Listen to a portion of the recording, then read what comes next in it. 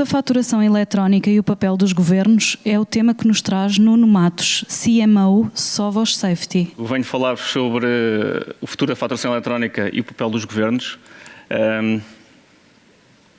Antes, só falar um pouco sobre nós, para quem não conheça quem é a Sovos ou a Safety no caso.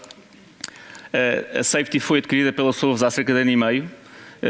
A Sovos é um líder na área do Tax Compliance a nível global e com esta aquisição trouxe à Safety um posicionamento único para fornecer soluções de faturação eletrónica a nível global, de forma sustentável e em conformidade com as legislações em todos os mercados pelo mundo fora.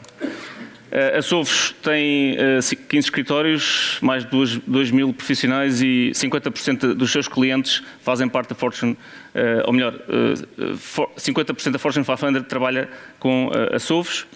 É uma empresa que, nesta liderança da Tax Compliance, transaciona anualmente mais de 3 mil milhões de documentos e, portanto, fazia todo sentido esta complementaridade com a solução de fatura eletrónica que a Safety já desenvolvia desde há mais de 20 anos em Portugal. Portanto, somos o líder de mercado nesta área.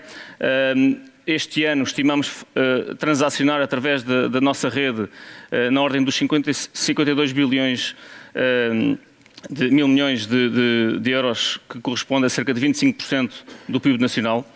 Trabalhamos com as maiores empresas privadas e cobrimos 100% do setor público através da nossa rede de parceiros e de outras redes que operam em Portugal e não só. Em Portugal, como é que podemos caracterizar a faturação eletrónica? Desde logo, estamos num momento, embora já decorrente de vários adiamentos ao longo dos últimos anos, mas esperemos nós que teremos a obrigatoriedade, finalmente, da faturação eletrónica no âmbito dos contratos públicos. Mas, antes de mais, para quem está mais afastado destes temas e tem ainda algumas dúvidas, é importante perceber o que é a fatura eletrónica. Antes de mais, é uma fatura que é emitida, transmitida e recebida num formato eletrónico estruturado, permitindo um tratamento automático. Obriga a uma estrutura. Essa estrutura de dados é criada de acordo com uma estrutura específica que, em Portugal, responde pela norma CIUS-PT e obriga também a que a comunicação decorra de forma a que seja importada automaticamente pelo sistema receptor, sem necessidade de inserção manual. Portanto, desde logo, quando pensamos e quando vemos todo este processo, é óbvio que um PDF não corresponde ou não está de acordo com esta descrição. E, portanto, dentro daquilo que são os prazos da obrigatoriedade para a faturação eletrónica no setor público, as grandes empresas já são obrigadas desde 1 de janeiro de 2021. PMEs e microempresas vão passar a ser obrigadas a partir do próximo dia 1 de janeiro. O PDF não é suficiente, portanto, como vimos, é obrigatório um conjunto de regras e de dados estruturados para que esse cumprimento aconteça e é também necessária uma assinatura qualificada nos documentos financeiros para que essa conformidade seja completa. Para percebermos também como é que nos diferentes segmentos com que nos relacionamos esta obrigatoriedade se aplica. Obviamente que para B2C, e todos nós enquanto consumidores já recebemos o PDF com a fatura por e-mail, isso é perfeitamente válido e nunca seremos receptores de fatura eletrónica nestes termos que aqui vimos. Obviamente que para as empresas isso já acontece, essa tendência já acontece desde há 2 décadas pelo menos, embora nos últimos anos com maior força e obviamente alavancada pela legislação e pela necessidade do setor público ao impor também adotar estas soluções para as relações com os seus fornecedores e esta obrigatoriedade aplica-se, embora seja o PDF aceito até final deste ano, a partir de janeiro não só a assinatura qualificada é obrigatória, como a emissão a partir de 1 de janeiro da fatura eletrónica. Embora grandes empresas, como referi, já eram obrigadas, e as próprias entidades públicas, se solicitadas ou se questionadas pelos seus fornecedores para receberem fatura eletrónica, teriam que aceitar essa forma, esse formato de fatura já desde 2019. Portanto, daí que este processo já vem desde alguns anos a acontecer portanto, planeia-se que agora, a partir de 1 de janeiro, se concretize finalmente. Falar um pouco sobre o papel dos governos. Portanto, os governos têm sempre uma perspectiva de proteger os seus cidadãos e a economia, modernizar o setor público, recolher mais impostos, no fundo. E, por outro lado, as empresas querem acesso ao mercado global, querem crescimento, querem o mínimo de burocracia possível. Portanto, nesta luta de titãs existem interesses que por vezes não se cruzam, mas obviamente que o papel do Estado, dos governos, é simplificar ao máximo a atividade económica. E quando olhamos, por exemplo, para a maturidade do mercado para a faturação eletrónica, na forma como ela pode ser adotada e implementada pelos diferentes governos, vemos que Portugal até não está mal posicionado, portanto está ali num processo não líder, mas já com uma boa taxa de adoção. Curiosamente, os países da América Latina, Brasil, México, países nórdicos e Itália já estão mais avançados, mais adentrados nesse processo.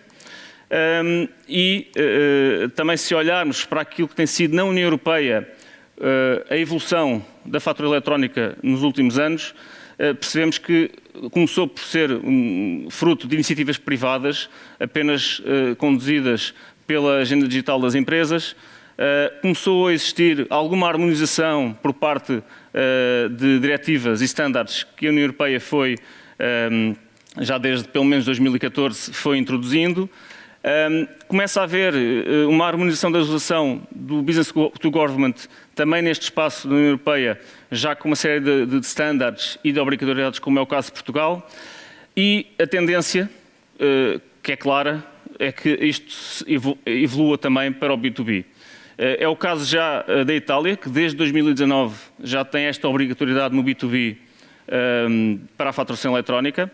E a Espanha, que já anunciou para 2024 essa mesma obrigatoriedade. Portanto, mais ano, menos ano, é natural que isso aconteça também em Portugal e, mais uma vez, conduzido também por aquilo que é a legislação que decorre desta diretiva europeia, que já tem alguns anos. Estima-se que até 2025 esta adoção, e no conjunto do B2B com o B2G, Portugal chegue entre os 20% e 40%, como um conjunto de outros países.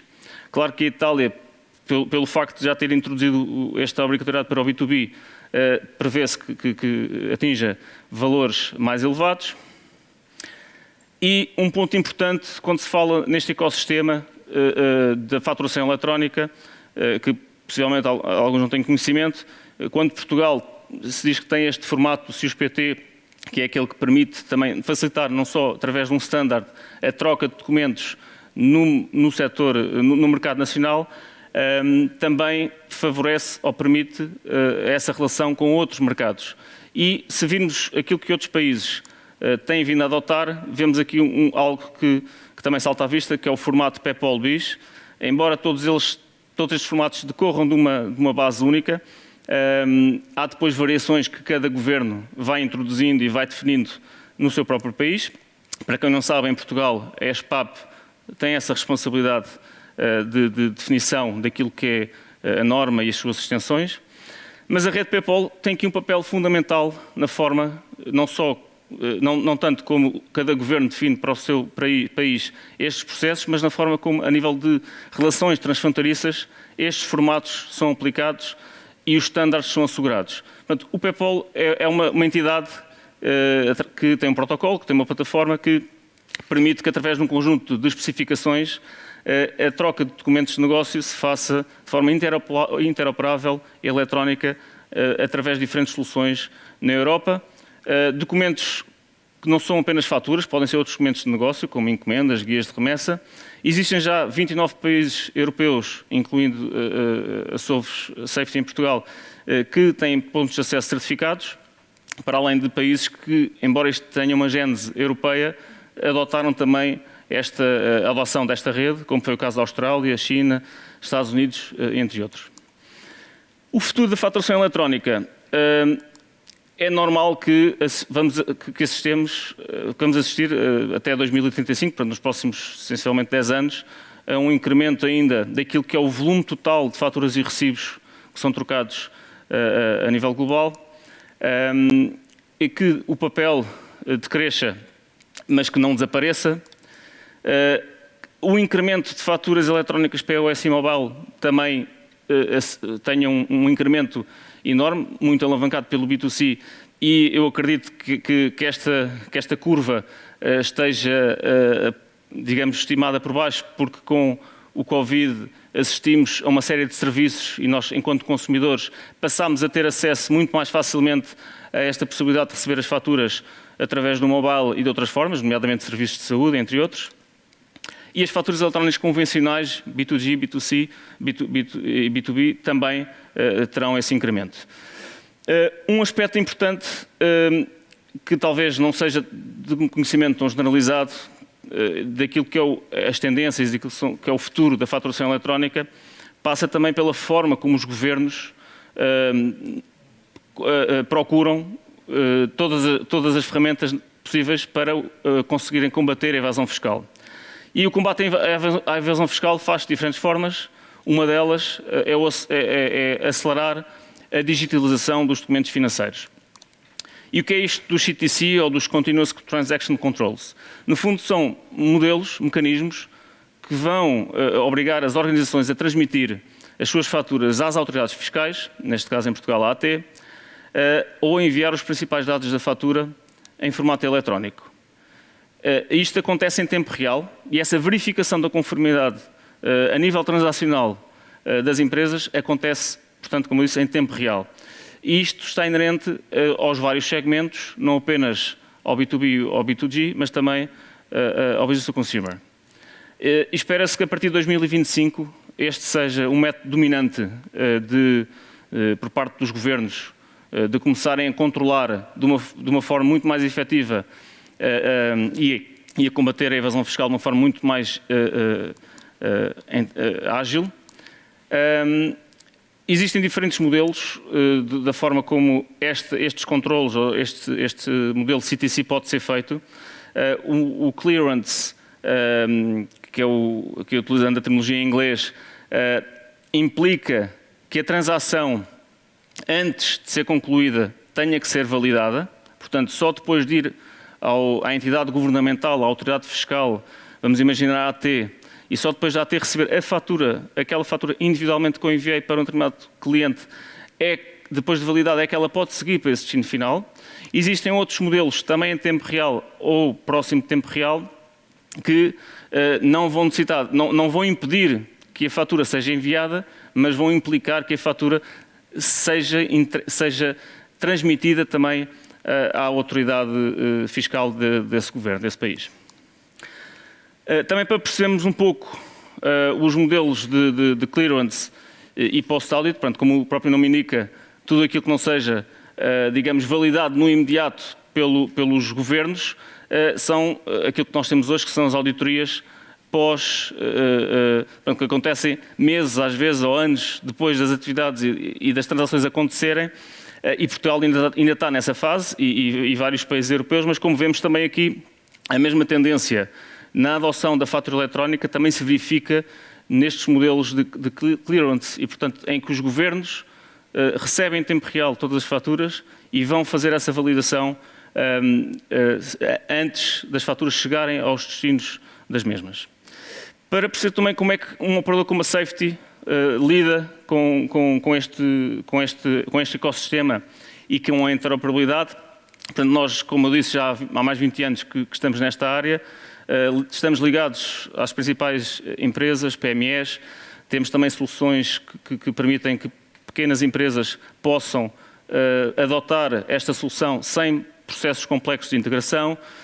Trabalhamos com mais de 140 parceiros que têm nativamente estas soluções nos seus softwares de faturação para facilitar precisamente esta adoção sem grandes investimentos e de uma forma nativa através dos seus sistemas.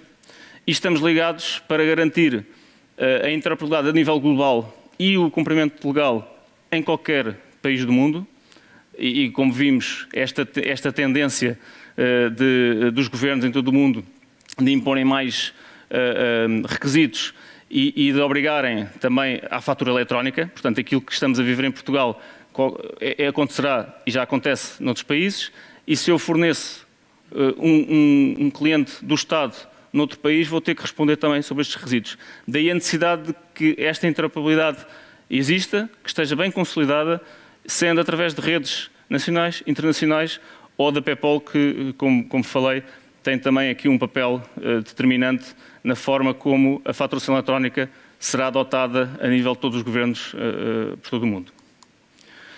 Portanto, isto não é o princípio nem é o fim, é um processo de mudança que está permanentemente em curso e esperemos que seja um processo em que todas as partes sejam ouvidas e que daqui se retirem sinergias e benefícios para tanto governo como empresas. Muito obrigado.